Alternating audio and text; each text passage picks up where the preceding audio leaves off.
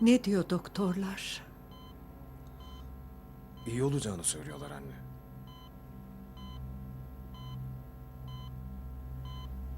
Ömer Bey, İyi olacaksın hanım. baba oğul moral vermeyi hiç beceremezsiniz. Ameliyatı kesmek zorunda kaldılar hanım. Biraz daha iyileştiğinde tekrar yapacaklar. Sakat kalacağım öyle mi? Bu bir süreç anne. Ben inanıyorum ki ayağa kalkacaksın. Tabii eğer sen de buna inanırsan.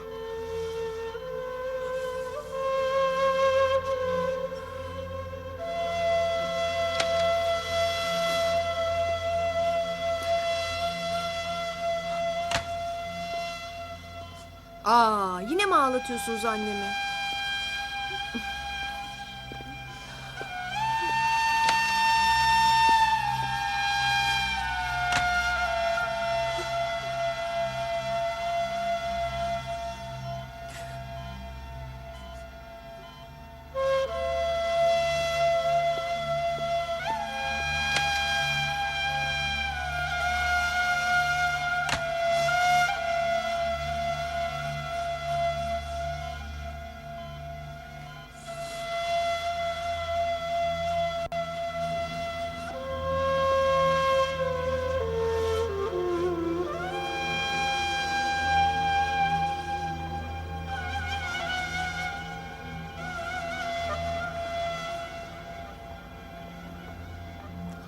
İyi ki geldin Tombik. İnsan ne diyeceğini de bilemiyor ki. Bir çay ısmarlasana bana.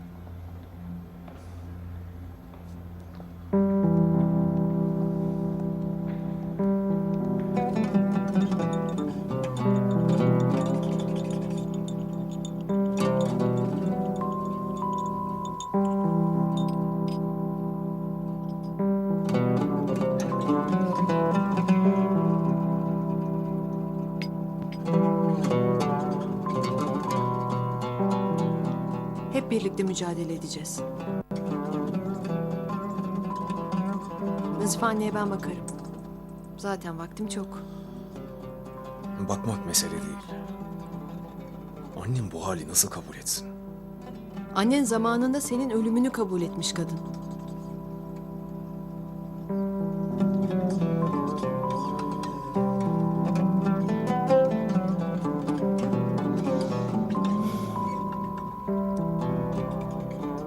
Senin nasıl vaktin çokmuş? Kız arkadaşım bana savcılık yaptırmaz artık. Şuna kız arkadaşın deyip durma. Şuna mı? Şimdi şu mu oldu? Geceni geçirirken iyiydi. Sen de bunun intikamını işkenceye alarak mı aldın?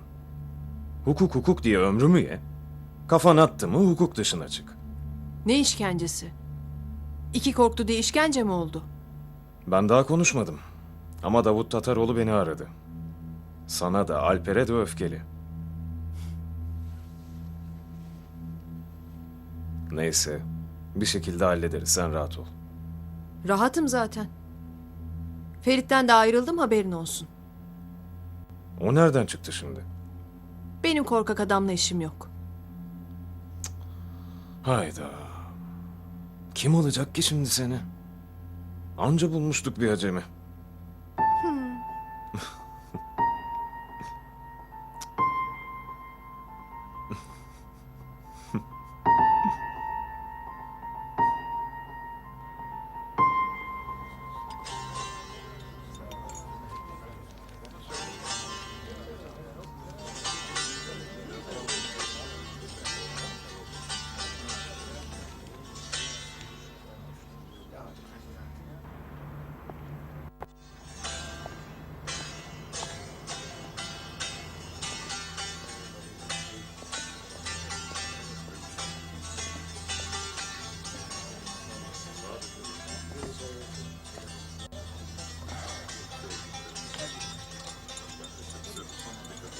Dede, Avrupa'daki konferansa katılmak istiyormuşsunuz.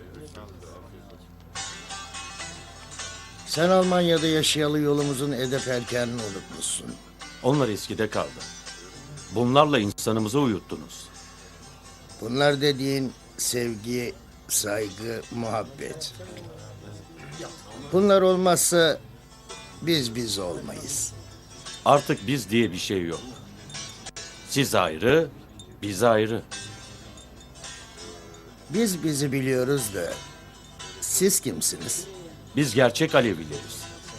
Sizin gibi sünnileştirilmiş değiliz. Ezilen, sömürülen, yok sayılan halkımızın gerçek temsilcisiyiz. Bunun Alevilikle ne alakası var? Senin anlattığın Ali'nin yolu değil.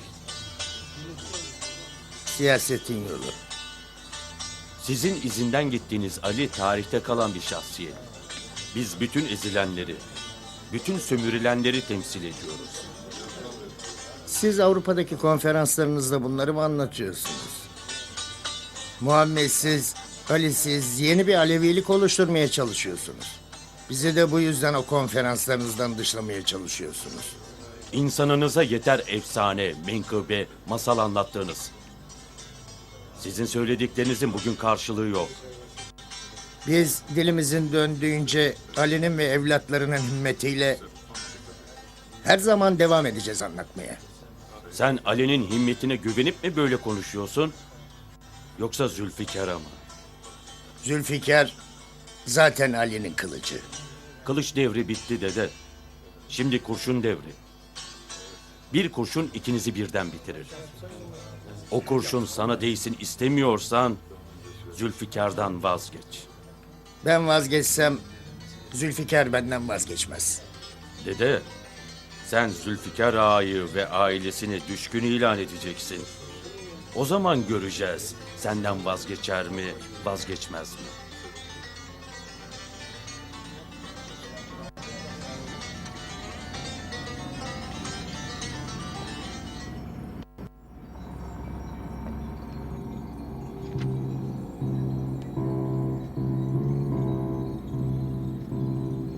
Tokyo borsası fazlasıyla düştü. Nasdaq değerlerini takip et.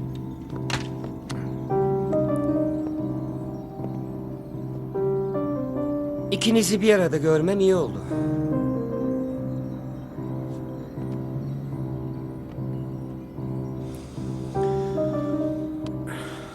Hüseyinciğim, ne kadar para topladın Araplardan? Ben Arap parasıyla ilgilenmiyorum. Hüseyin, döktürme bana bütün dosyalarını.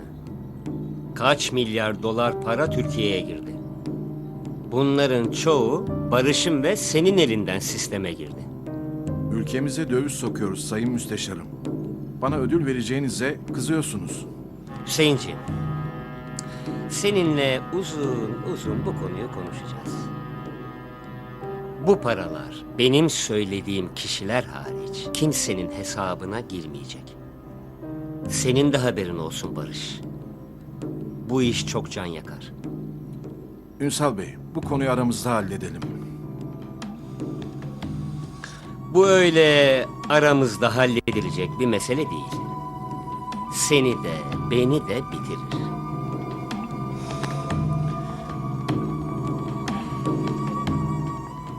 Epeydir yoktun. Özlemişsindir boğaz havasını. Gel gidip muhabbet edelim.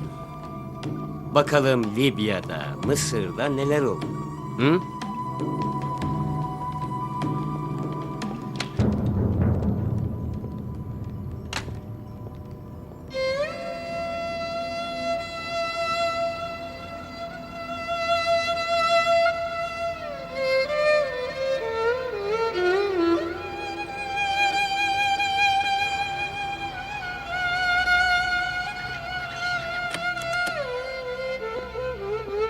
Buyur dedim, buyur. Buyur dedem. Eyvallah. Hoş geldiniz. Hoş bulduk. Buyur dedim.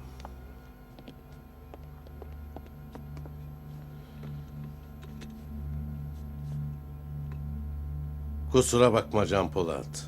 Bu kadar telaşın arasında ille gelelim dedik ama bizim işler de karışık. Hayır olsun Zülfikar ağa. Bizimkiler arasında bir sıkıntı var. Bu ateist olan taraf, biz Müslümanız, Aleviyiz dedikçe yerinden zıplıyor. Arkaları da Avrupa'da kuvvetli.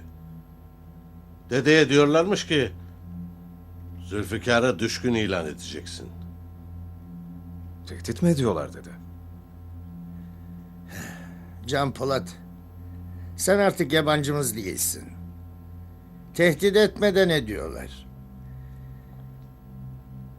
Ya Zülfikar Ağa bu işlere karışmayacak, bu lafı söyleyip durmayacak. Ya da kendisi, ailesi, soyu sopu düşkün ilan edilecek diyorlar. Sanki ben yanlış bir şey demişim. Hem Müslümanım hem Aleviyim. Yalan mı söyleyeyim kardeşim? Zülfikar Ağa, Kerbela'ya girdin. Ya başın gidecek ya da senin başına göz koymuşların başı gidecek. Eyvallah. Ben de senden bunu duymaya geldim. Biz yolumuzdan dönmeyiz. Ölürüz yine de dönmeyiz. Başımızı da çoktan vermişiz. Biz seni düşkün ilan etmeyiz. Biz düşene el uzatırız. Sıkıntımız kardeş kardeşe kurşun sıkmasın, kan dökülmesin. Dedem, şimdi sen bana hangi grubun arkasında kim var, kim kimin için çalışıyor, kim Ali için çalışıyor, tek tek anlat. Anlat ki bizden olanın kanı dökülmesin. Değil mi Can Polat?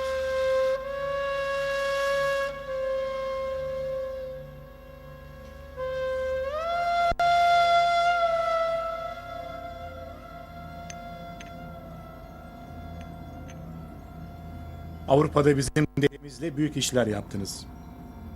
Ama artık Türkiye'ye ağırlık vermeniz lazım. Türk devleti, Alevi açılımıyla ve Kürt açılımıyla problemlerini çözüp bölgesel lider olacağını düşünüyorum. Alevi açılımı başarıya ulaşırsa bütün emeklerimiz boşa gider. Sizin de itibarınız iki paralık olur. Siz Türk devletini gözünüzde çok büyütüyorsunuz Sayın Günter. 1000 yıllık problemler iki açılımla ancak kağıt üzerinde çözülür. Öyle diyorsunuz ama ne yaptıysak Türkiye Alevilerini Müslüman kimliklerini reddetmeye ikna edemedik. Sizin halkımızla ilgili gözden kaçırdığınız bir nokta var. Halkımız her türlü dayatmaya ters tepki verir. Bakın, 1000 yıldır sünnileştirme dayatması var. Bir arpa boyu yol alınmadı. Bu yeni Alevi kimliğini İslam'dan ayrıştırıp dayatarak yine iyi yol aldık. Bu noktadan daha ileri gidebilmemiz için toplumsal eylemleri hızlandırmak lazım. Ben de sizinle bunu konuşacağım. Onun için Lale Zarı'yı görüşmeye çağırdım.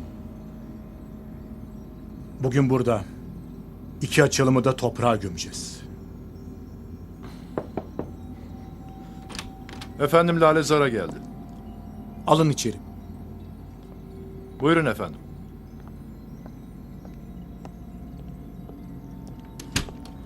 Sayın milletvekilim hoş geldiniz. İltifatınız için teşekkür ederim. Ama henüz resmen seçilmedik. Sizin halkınızın vekilliği için Türk devletinin vereceği milletvekilliği mazbatasına ihtiyacınız yok. Hocamızla tanışıyor musunuz? Nasılsınız? Ben kendilerini gıyaben tanıyorum. Ben de halkınız için verdiğiniz mücadeleyi gıyabınızda takdirle izliyorum. Teşekkür ederim hocam. Ama sizin halkınız seçimlerde bize gereken desteği vermiyor. Biz de bunun için uğraşıyoruz. İki ezilmiş halk birbirine nasıl yardımcı olur? Onu konuşmak için sizleri bir araya getirdim. Siz bizi birleştirmek değil, ayrıştırmak istiyorsunuz. Bazen ayrışma, birleşmeden daha çok hizmet eder amacım. Avrupa bugünkü seküler demokrasisine kavuşmadan önce çok büyük din savaşları yaşadı. İki tarafta birbirini yok edemeyince mecburen bir arada yaşamayı öğrendiler. Türkiye her şeyde olduğu gibi bu süreçte de 200 yıl geride. Sizin bu kavgaları vermeniz lazım ki daha sonra bir arada yaşamayı öğrenebilin. Haklısınız Sayın Günter. Hem Sünnilerde hem Alevilerde 12 Eylül'den önce Gladio bunu yapmayı çok denedi. Kısmen başarılı da oldu. Amasya'da, Çorum'da, Maraş'ta başarmaya çok yaklaştılar. Fakat iki tarafta da testinin kırılmasını engelleyen sağduyulu kanaat önderleri var. Biz örgüt olarak mollalarla gerekli mücadeleyi verdik.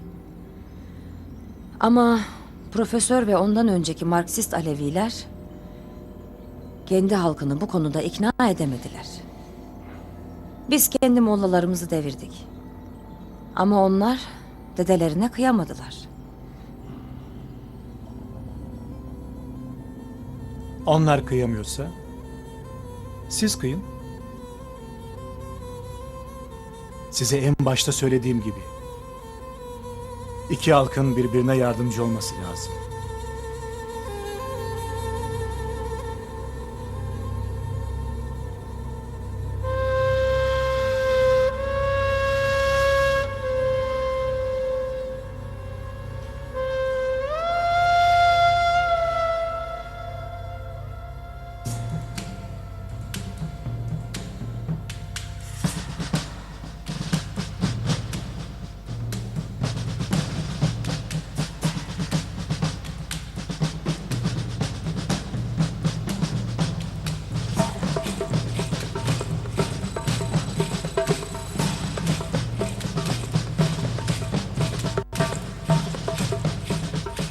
Mekan çok korunaklı.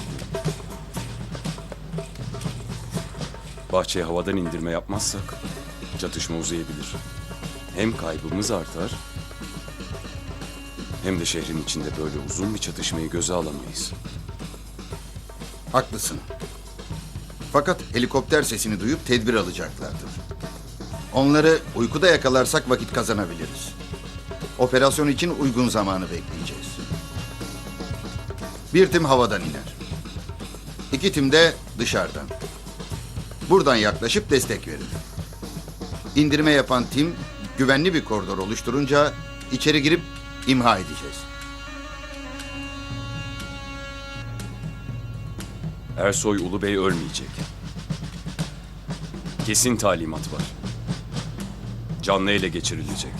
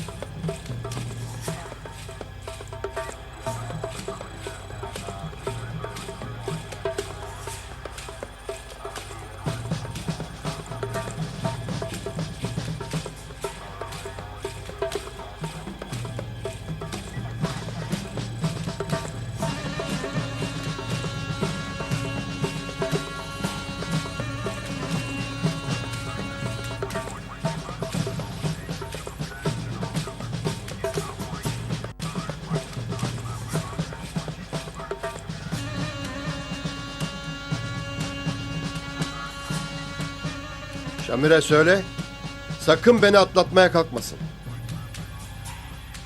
Atlatmıyor da niye çıkmıyor telefonlarıma? Söyle, telefonunu bekliyorum.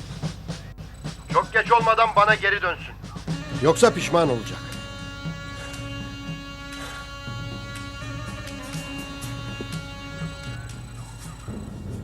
Yemin ettik. Ersoy Ulubey'i lider seçtik. Seninle ölüme gideceğiz dedik. O tek başına ölümü tercih etti Murat. Biz ne yapalım? Akıl işi mi yaptığı iş? Ne demek herkesi öldüreceğim? Ayrıca madem konseyiyiz, İnsan bir danışmaz mı var mısınız yok musunuz diye? Öldürse herkesi bir şey demem. Polat Alemdar bir düşmanımız. Yetmiyor gibi bütün devleti bize düşman etti. Ersoy Ulu Bey'in sana çok iyiliği var Haşim ha. Örgüte karşı seni yıllarca korudu. Altında kalmadık. Ersoy'un en kötü zamanında biz sahip çıktık. Murat'ım seni anlıyorum. Haklı söylediğin de var. Ama Ersoy'un gidecek bir yeri yok. Onu ne devlet yaşatır ne de Polat. Eğer biz de yerimizi doğru seçmezsek bu devlet Ersoy'u gömdüğü kuyuya bizi de gömer.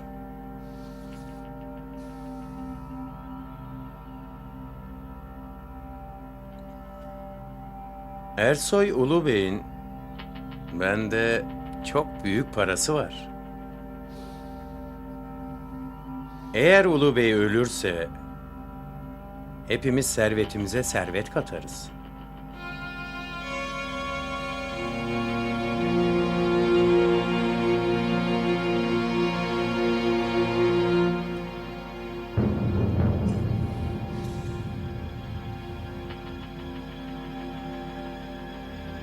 Ben yokum arkadaş bu işte.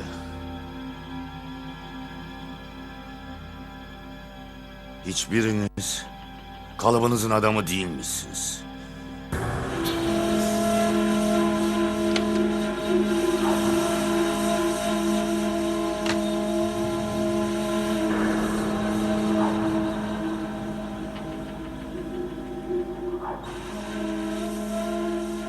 Başımıza iş açacak bu Murat. Daha genç. Yarası da iyileşmemiş. Bizim yanımızda değil ama Ersoy'a da gitmez. Akıllıdır. Polat'la arayı nasıl düzelteceğiz? Şimdi devlette itibarı 1 milyon. Polat benim akrabam. Rahat olun. Beni kırmaz.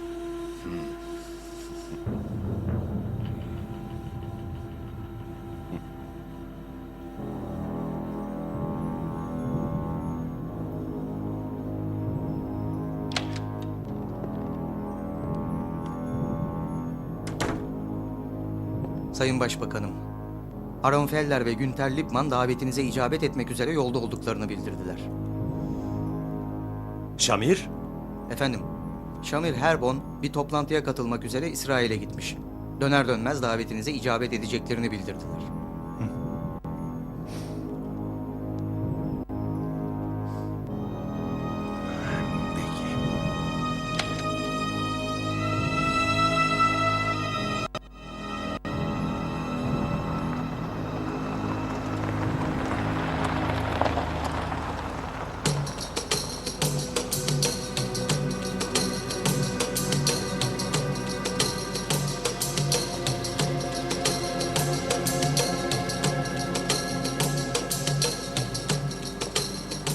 Sakin ol Ersoy.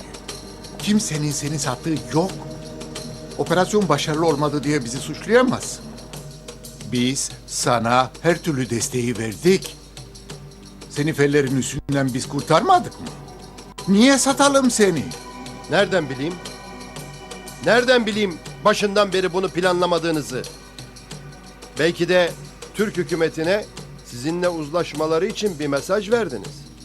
Belki de başından beri amacınız ölmeleri değil, korkmalarıydı. Sen ne dediğini bilmiyorsun. Hükümetin geri adım atacağını mı sanıyorsun? Şimdi daha fazla gelecekler üstümüze. Senin arkanda kimin olduğunu bulmaya çalışacaklar. Er geç bulacaklar da. Başbakan böyle bir ortamda kimseyle uzlaşmaz. Beni siz satmadıysanız kim sattı? Kim? Polat operasyonu nasıl öğrendi? Bilmiyorum. Belki de örgütünde sızma var. Biz de bunu araştırıyoruz şu anda. Sen sakin ol. Biraz dinlen, ortaya çıkma. Ben gerisini hallederim. Umarım dediğin gibi olur. Çünkü ben gidersem peşimden seni de götürürüm.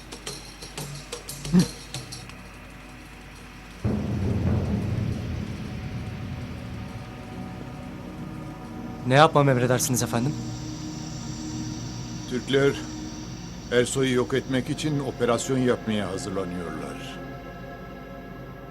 Ersoy oradan asla canlı olarak çıkmamalı.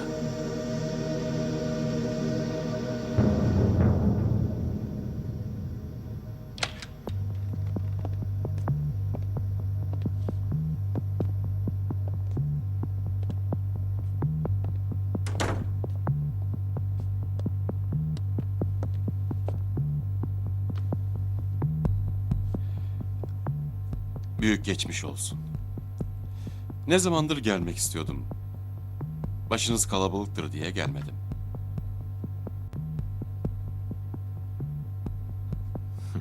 Yok. Senin başın kalabalıkta diye gelmemiştin. Şimdi başsız kaldın geldin. Değil mi Yaşar ağa? Ersoy Ulubey'i benden iyi biliyorsunuz. Ona yok diyeceğimize yok olmasını beklemeyi doğru bulduk. Zaman da bizi haklı çıkardı. Yaşar ağa, Ersoy'un yerini biliyorsan söylersin. Bize iyilik yapmış olduğunu kabul eder, zamanı geldiğinde de iyiliğe iyilikle karşılık veririz. Ben gammazcı değilim Memati. Ben size Türkiye'nin en önemli adamlarının selamlarını getirdim. Polat Alemdar'ın yanında olmak ve onunla birlikte hareket etmek istiyorlar. Sen de benim selamımı söyle. Ersoy'u öldürür öldürmez başlarındayım.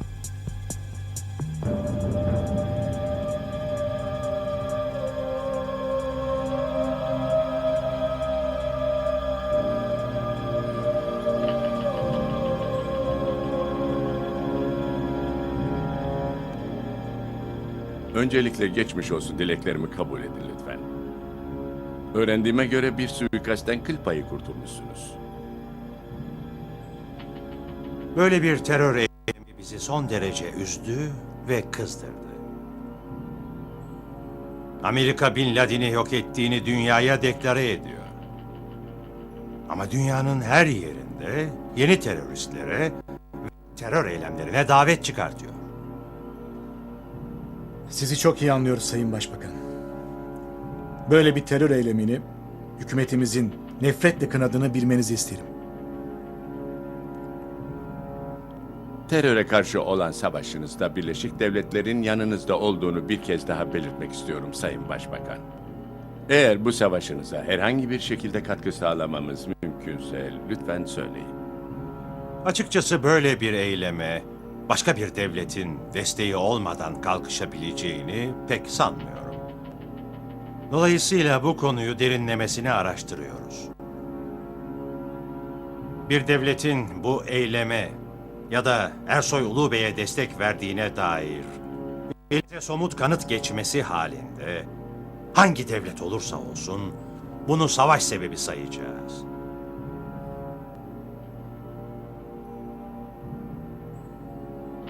Anlaşıldı mı beyler?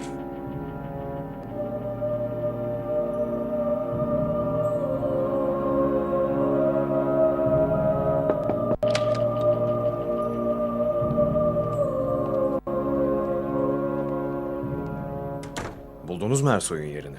Yok usta. Arkadaşlar araştırıyor. Adam devletin zirvesine kastedecek. Siz bu saate kadar bulamayacaksınız.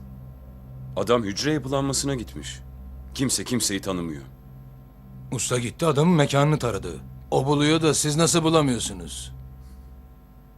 Şimdi başına ne geleceğini biliyor. Çıkar mı ortaya? Bana kalırsa yurt dışına kaçtı. Yurt dışına nereye? Büyük ihtimalle Irak. Ersoy'u tanımasam inanırdım Alper. Ama Ersoy'un niyeti kaçmak değil. Bütün devlet erkanını kaçırmak. Hiçbir şey olmasa akıllarını kaçırtmak.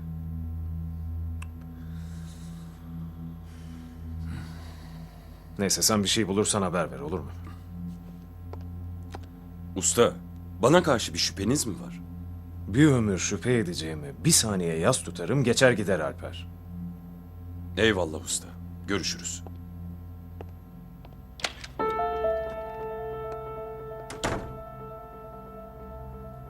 Takip et Abdüley. Sakın kendini gösterme. Abi Alper bize niye yalan söylesin ki? Belki de bizi korumak için.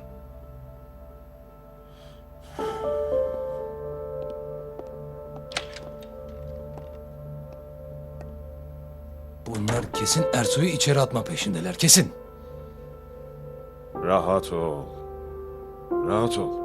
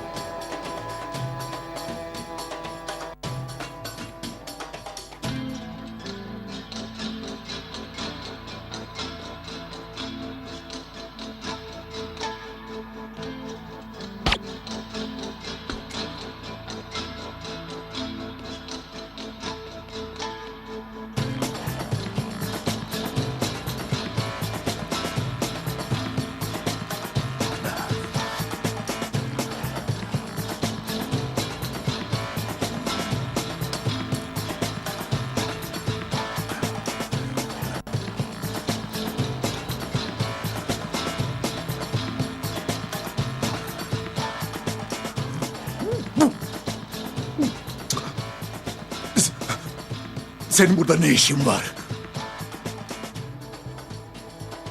Sana yaşaman için son bir şans vermeye geldim. Ne diyorsun sen? Sen benim yüzümden, benim eserimi alıp, ona benim onaylamadığım bir eylem yaptırıp, sonra da bunun hiçbir bedeli olmayacağını düşünmeyecek kadar aptal mısın gerçekten? Sözlerine dikkat et. Asıl sen bundan sonra aldığın nefese bile dikkat et. Türkiye'yi bir daha ayak basmamak üzere terk etmen için 24 saatin var. Eğer 24 saat içinde burayı terk etmezsen, seni paketler, Guantanamo'ya götürür, oradaki Müslüman tutsakların arasına atarım.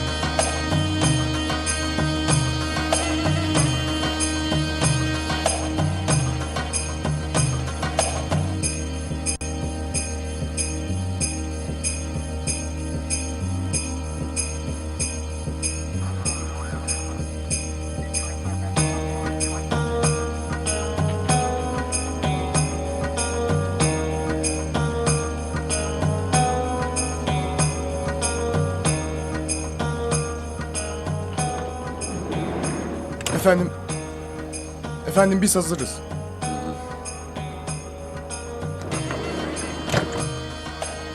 Helikopter timi hazır mı? Hazırız efendim. Mesafeniz? 3 dakika. Tüm birimler. Operasyon başlasın. Anlaşıldı.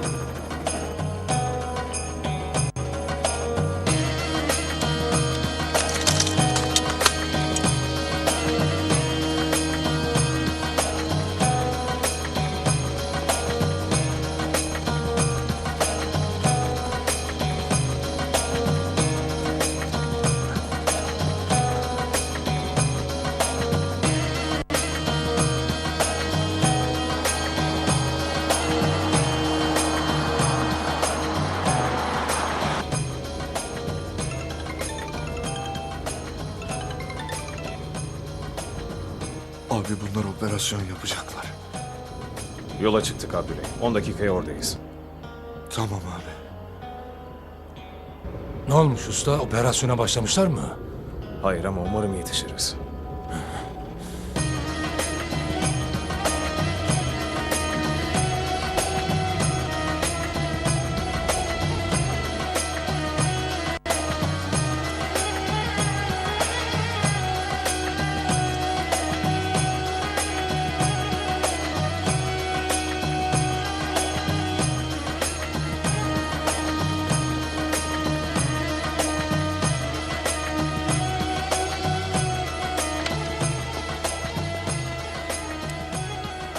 Efendim tepemize helikopter uçuyor. Operasyon yapıyorlar.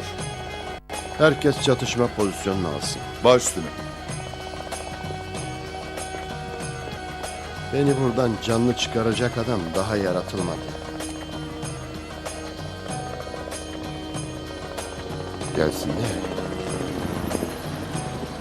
hepsini öldüreceğim.